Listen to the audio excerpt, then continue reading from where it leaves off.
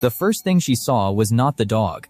It was the small striped blanket he had just dropped on her porch, like it belonged there, in broad daylight. This was not the first time. The folds looked familiar, and one dry leaf was caught inside the same corner as before, from the side path. She tried moving it to the porch chair. The hound mix pulled it back down and angled one corner toward the narrow side walkway instead, calmly. That was the strange part. The blanket was not pointing at her door. It was pointing between the houses, toward the neighbor's low porch steps now. When she spread it open, it was too small for a regular blanket. Folded once, it looked more like a pet pad than laundry in her hands that morning. So she tried the obvious fix and set it over the side railing. The dog pulled it back before it could stay there safely for long. Then he carried it only a few steps into the side walkway and dropped it where the neighbor's porch came into view, then stopped there. Now the clue changed.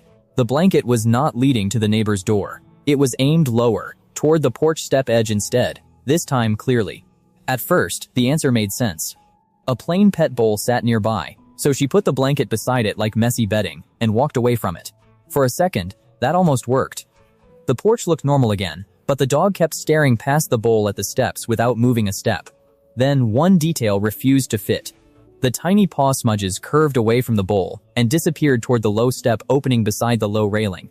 She reached to pick the blanket up, and the dog gently pinned one corner. When she slid it closer, a tiny paw appeared near the fleece edge. That was when the wrong porch finally made sense. From that low angle, her top step lined up perfectly with the hidden edge from beside the neighbor's steps. So she stopped treating the blanket like clutter. She smoothed it flat, pulled her hand back, and waited beside the dog instead of reaching inside again. The puppy did not rush out. It only placed one small paw on the fleece, then showed its nose and shoulder just enough to be seen clearly. The path almost opened, but when the blanket wrinkled, the puppy paused, and the hound mix nudged the loose edge flat, and then backed away again quietly.